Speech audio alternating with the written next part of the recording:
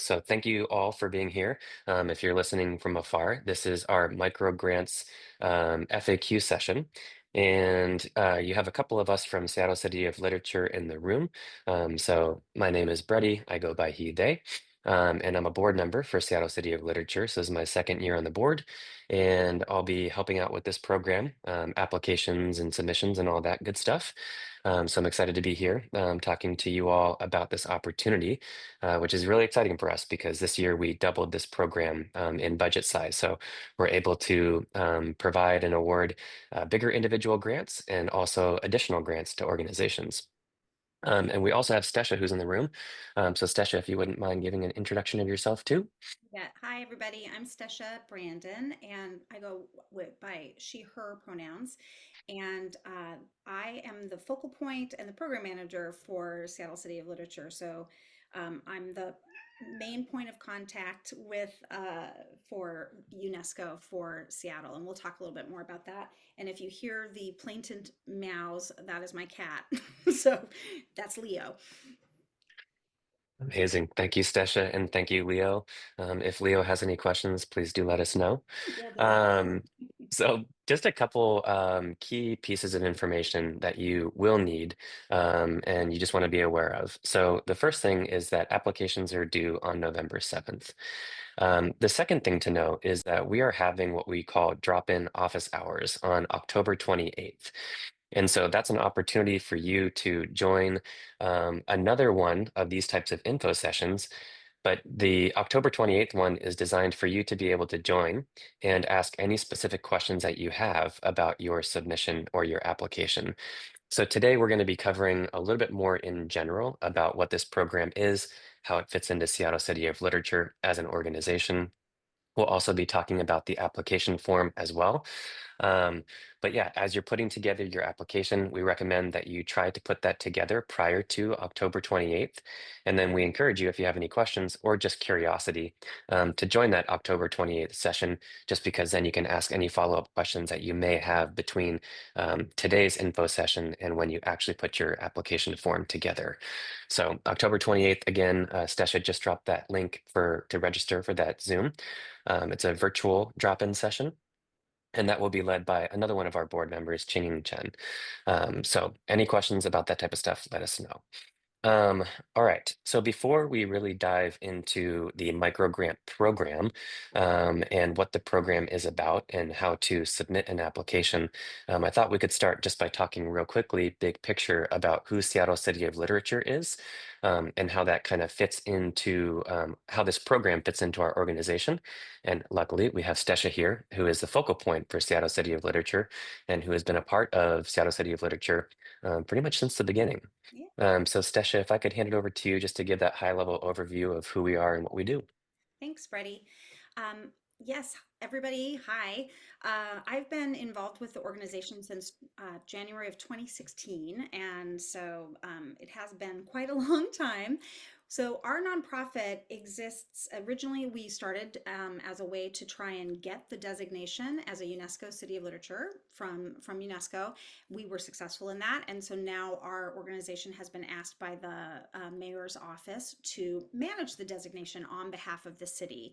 And so that it essentially we act as a bridge between Seattle and the International Creative Cities Network, which includes cities of literature, but also includes cities of music and design, architecture, gastronomy, film, music, all sorts of great stuff. And so as that bridge, we do a number of programs where we try to connect our local folks with opportunities for residencies, for example, around the world, or we might highlight locals writers in international publications, that kind of thing. But then we also try to find ways that we can support local folks in connecting themselves. And so this program is a perfect example of that. And Brady will talk a little bit more about the program as it launched last year and the successful applicants from last year. But the idea is that we want to help support projects that try to find connections between Seattle and other international cities. I think. I'll stop there just because I could talk all day about it, but we have other questions today. Yeah, awesome. Thanks so much, Sasha. And for sure, if you have questions about Seattle City of Literature, just let us know too. We're happy to answer general questions about the org or also more specific ones about the program. So we are here to talk about the program, and I just shared a link in the chat which goes to the page for microgrants. And that page really has all the information that I'm going to cover. But I do just want to emphasize and call out some of the key features of the programs, also some of the key details and information that you'll need as you're pulling together your application. And then we'll talk a little bit about some, tips and insight on how to put together a competitive application. So the first thing I just wanted to mention, and we had said this prior to starting the recording for a few folks who had signed on early, but we're really excited about this program because we were able to double it this year. So this is the second time we're doing this program. We launched it last year. Last year it was a little bit of a beta program, just because it was the first time we were doing it, and we took a lot of the feedback and the learnings from that first time and applied it to this second round. Some of the main improvements for this second round and for the program is that we doubled the budget size. So last year it was a 5K program, now it's a 10K program. Last year we had a grant for one org and four individuals. This year it's two orgs and five individuals, but all of the stipends are increased.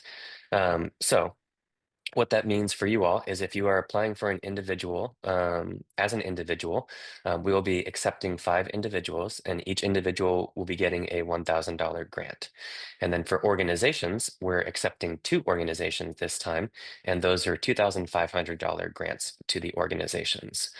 And so we're excited to be able to expand this to make it more accessible. And this is a link that I'm going to share as well. And this is about our microgrant winners from our first round, so from last year. So just to give you, I think this is good information too, because it can give you an idea of the applicants that we found competitive and also the ones that we awarded grants to. So it'll give you an idea of sort of the diversity of different types of programs and things that these organizations and individuals were pursuing. So just to call out some of those past winners and the types of things they were doing, our organization, it was awarded to Generous Press, and they have a program called Bromance Goes Global, and that's a program designed to facilitate conversations about love, language, and liberation between Seattle and international readers and writers. And then we had four individuals who you can read more about their bios on that page. But those different grants, they went to four different types of projects that these individuals were doing. So one person was supporting payments and paying international cartoonists for Seattle's comic scene. There was a return trip to Norway to attend a conference and generate scene-based narrative nonfiction for a project they were writing. There was an international book tour as a part of the Ukrainian literature series by Lovage Book Club. And there was some travel to Korea to work on a co-translation of a debut poetry collection. So just even in that summary, you can see that there really are a bunch of different types of programs, whether they include trips, whether they include stipends, whether they include programs, so a lot of different things can sort of fit the bill for what would be acceptable for our microgrants program. So the question is, what are we looking for? So we are seeking projects with an international element, and that is loosely defined, but we will talk specifically about that. Where we want projects with active participation and involvement with another country, especially UNESCO cities of literature. So those applications would be given preference. It's not required, but because this is a UNESCO designated organization, those applications do receive preference. Um, so the dates and details is that the applications opened October 2nd, and as I mentioned, they close on November 7th. And we have, as I mentioned, another drop-in office hours on October 28th. And Stesha had put that link in the chat, and we'll also provide that to anybody who's interested. A couple things to note is that for the individual applications, those are $1,000 grants. For the organization, it's $2,500. This is important because there is a part of the application process that does talk about, or it does ask you to talk about how you plan to spend the money if you are awarded the grant. One helpful piece of info is that We determined that $32 an hour is a living wage. So that is an average that is based on a lot of data. So that is one way in which you can interpret, how an hourly rate could work for your program or for your project, depending on what you're pursuing. So there's some information there. I think the main thing I wanted to talk about is sort of that international aspect, which relates to what is called the Sustainable Development Goals, or the global goals, the 17 global goals. And so, Stesha, would you mind sharing the link in the chat to the global goals?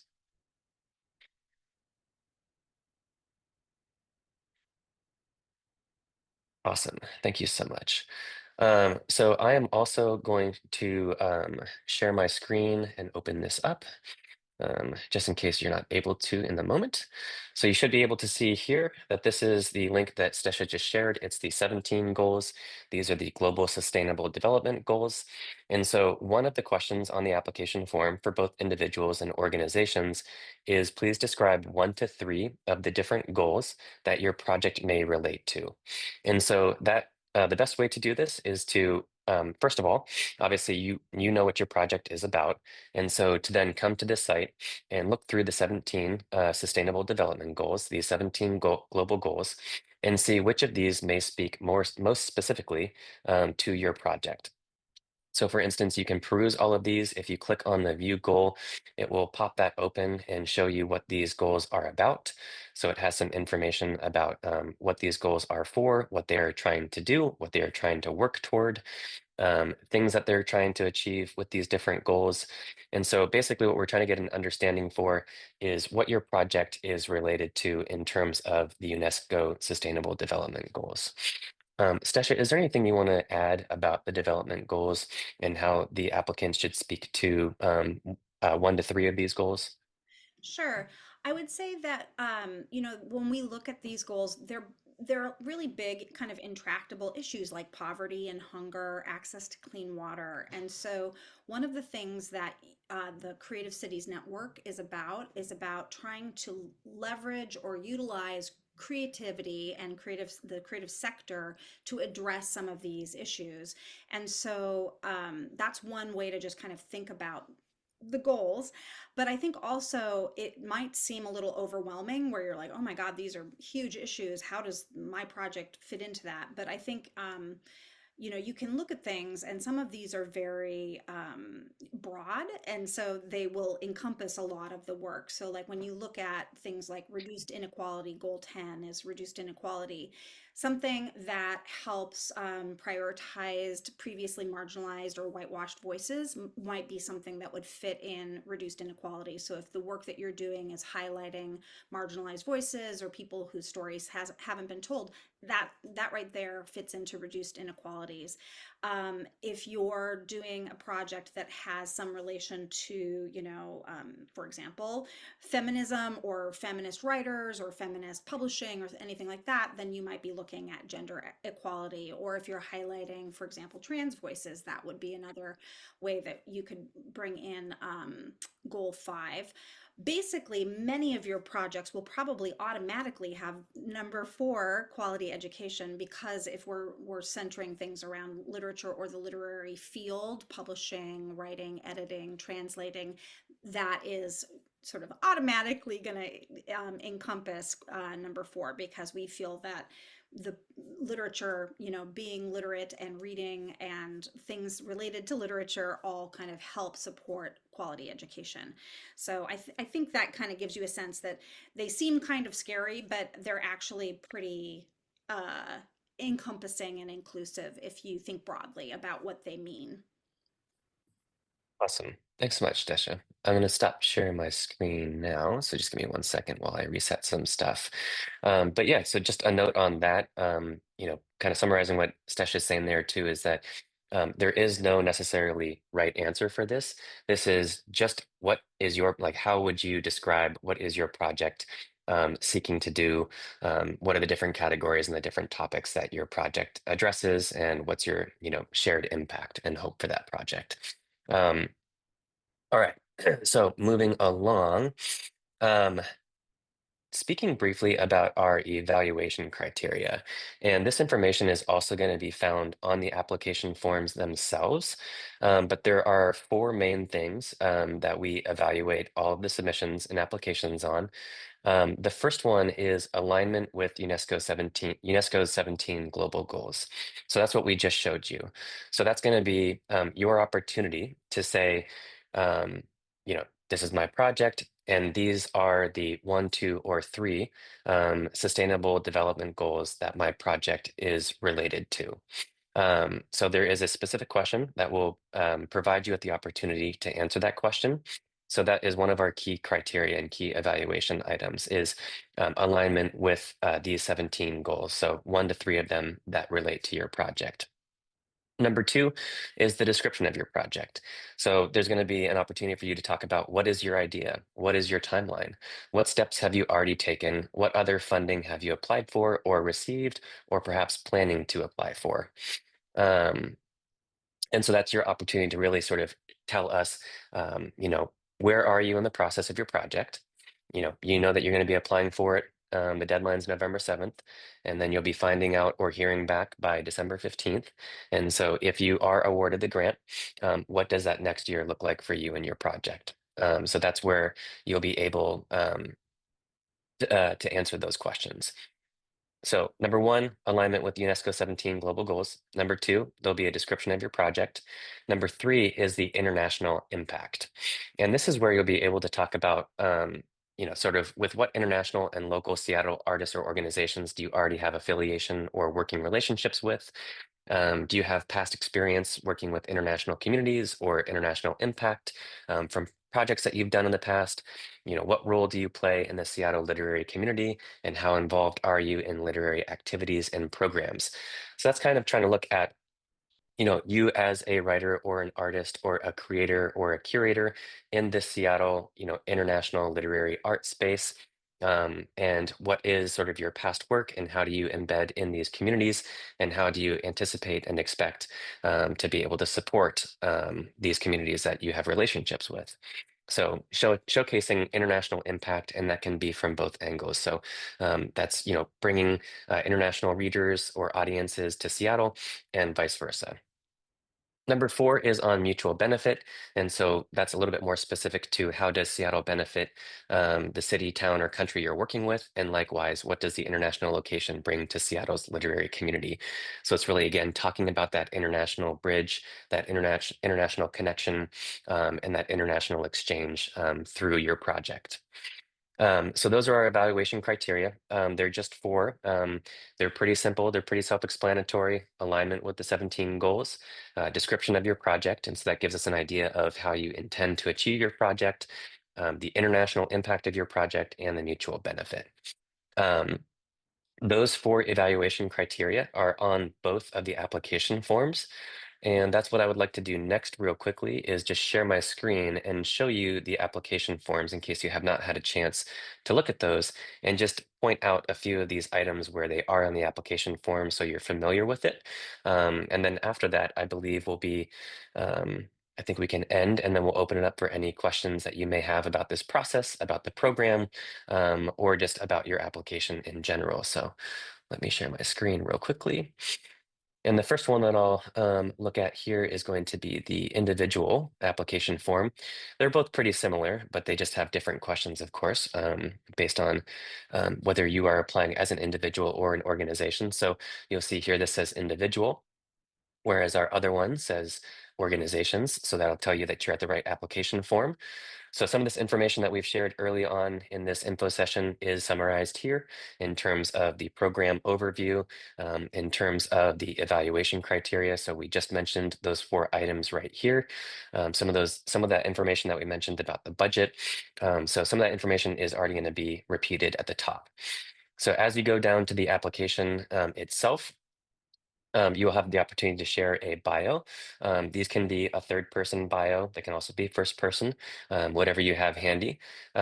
We say up to 1,000 characters, but it surely doesn't need to be, that long. It can be whatever you describe sort of who you are in the literary art world.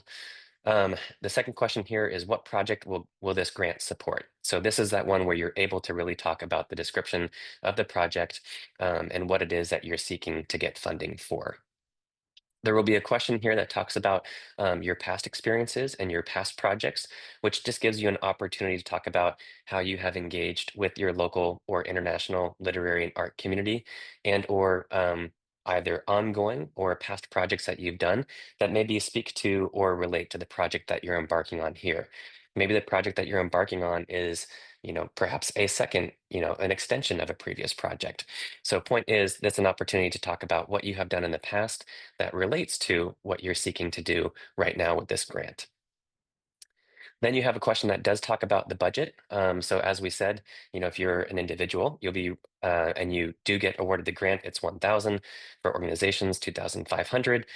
So you'll want to share what is the total budget for your project that you're estimating, and then sort of how you'll be how that budget is sort of itemized. And I think it's important to note that you don't need to send us a highly detailed spreadsheet. This is here for us to get an idea of, for instance, what will $1,000 do for you in the project? What will $2,500 do for you in the project? So what is the project? And then what would this $1,000 or $2,500 do? How do you intend to spend it? That's what we're trying to get a sense for, is that you know what this money is going toward, and we know that you know how you'll spend it. And we're looking for a realistic budget here.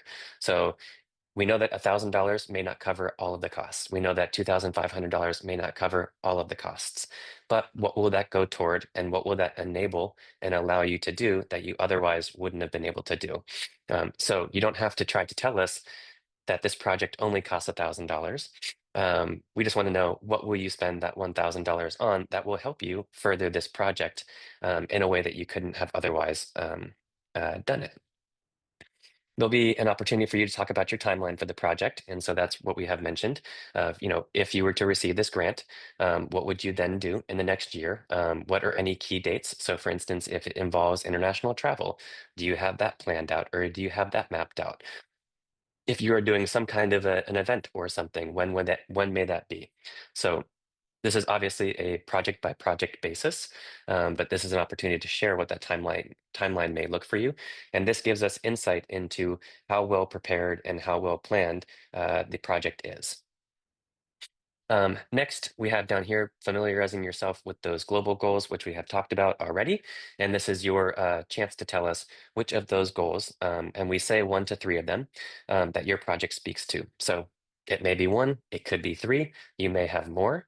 And again, this is just it's not as if there's a right answer here. It's just, how do you see your project, and how do you see its impact and what it's doing in the wider context of the work? And then finally, at last, we are asking for sample material. This could be sample material that is specific or related to the project, depending on, for instance, if it's already begun, or if there's a part of the project that may be related, that you've already done. Or this could be past material or past example of something that may also just showcase or demonstrate the type of work that you or your org does. So here, we're really just trying to get a sense for your work. So for instance, if you are an individual who is trying to do some travel to work on an essay or something, it may be suitable to have a sample of your writing, to be able to see what does your work look like, so that we can get a sense and a gauge for the type of work that you intend to be doing with your actual project itself. So that is for the individual project. I'm going to go a little bit more quickly through the group one, or the organization one, just because it's a lot of the same information. So you're seeing all of that same information up top. You'll see some of the same information. So sharing information about your organization, what project will this grant support for your organization? Also about past projects that your organization has done. Again, the budget for this organizational project, timeline, those goals, and also, again, sample material. So it really is the same kind of evaluation, the same type of application that you'll be doing, whether you're an organization or an individual. So depending on what you are doing, that would just determine the information that you're providing and submitting. Um, So, this is where I take a sip of coffee and I say, thank you for listening to our TED Talk. Um, but we appreciate you being here. And for those who are tuning in, we are going to be stopping the recording just so that we can open up the floor for Q&A for those who are here. If you are listening in from afar and you do have any questions, Stesha, what is the best email for people to reach out to if they have questions about the microgrants program? Oh, you're on mute. Classic. I'll drop it, I'll drop it in the chat, but you can email me at executive@seattlecityoflit.org, and I'll drop it in the chat here just right after I stop the recording.